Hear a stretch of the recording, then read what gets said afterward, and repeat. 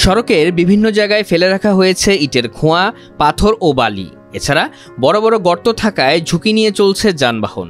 ভোগান্তিতে এলাকাবাসী। মনে করেন এলো আমরা বহুত কষ্ট করতেছি, রাস্তা লইয়া মনে করেন বিড়ি লিয়া কালিলে মনে করেন কাজ করে কাজকর্ম কইয়া করতে পারি না।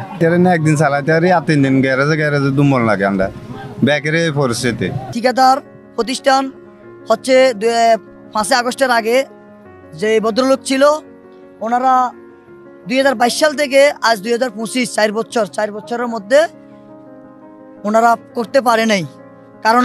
কি কারণে ওনারা ওনাদের মতো করছে, ওনারা যখন ভালো লাগছে যতটুকু পারছে ততটুকু করছে, ওনার মতো চলে গেছে। কিন্তু আমাদের এই অত্র এলাকার মধ্যে 50 থেকে 70 হাজার মানুষের বসবাস।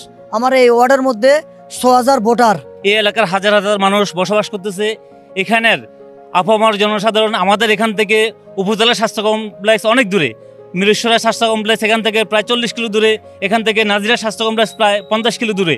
এই অজপাড়া গ্রাম থেকে একটা মুমূর্ষু অবস্থায় রোগী নিতে হলে অনেক সময় অনেক রাস্তার কারণে মানুষকে ভোগান্তি পোহাতে হয়। বিশেষ করে এখান থেকে 3 কিলো দূরে বারোটিলা ইসলামিয়া দাখিল মাদ্রাসা, বারোটিলা আদর্শ উচ্চ বিদ্যালয়, প্রাইমারি স্কুল সহ 4-5টা শিক্ষা প্রতিষ্ঠান আছে এবং আমাদের একটা কমিউনিটি ক্লিনিক আছে। ওই রাস্তা যাতায়াতের একমাত্র মাধ্যম হচ্ছে আমাদের এই বারোটিলা টু জিলতরি রাস্তাটা। এই রাস্তাটা 4 বছর আগে রাস্তার কাজের উদ্বোধন হয়েছিল, বাট অদ্যাবধি রাস্তার কাজ কমপ্লিট হয় নাই।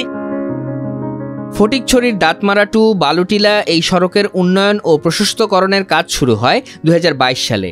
চট্টগ্রামের সালেহ আহমদ দি কনস্ট্রাকশন ট্রেড ঠিকাদার প্রতিষ্ঠান এই কাজের দায়িত্ব পায়।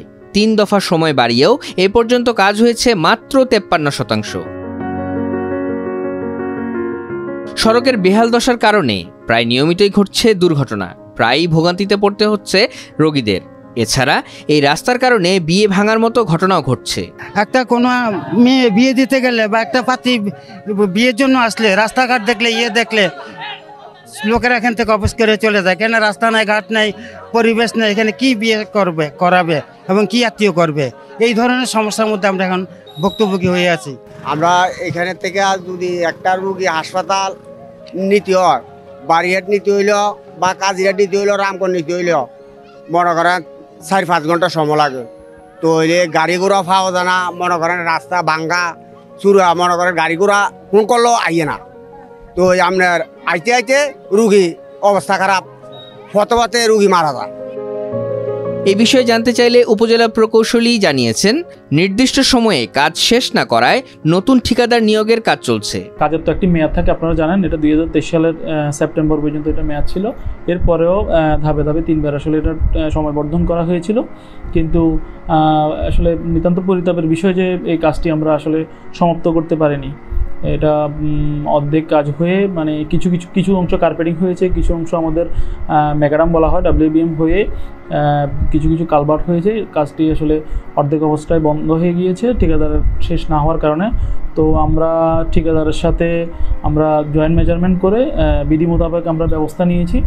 ঠিকাদার কাজটি ফেলে যাওয়ার কারণে আমরা ঠিকাদারের সাথে আমরা ক্যান্সেল করতে বাধ্য হয়েছি। ক্যান্সেল করে এটা আমাদের এখন সদর দপ্তরে নতুন এস্টিমেট পাঠানো হয়েছে। নতুন এস্টিমেট আমাদের অনুমোদন পর্যায়ে আছে। নতুন এস্টিমেট অনুমোদন হয়ে আসলে আমরা দ্রুতই টেন্ডার করে কাজটি বাস্তবায়ন করতে পারবো। 13 কিলোমিটার দীর্ঘ সড়কটির উন্নয়ন ব্যয় ধরা হয়েছিল 18 কোটি টাকা। কাজ দ্রুত শেষ করার পদক্ষেপ নিতে সংশ্লিষ্ট কর্তৃপক্ষের কাছে মানববন্ধন করে আহ্বান জানিয়েছে স্থানীয়রা।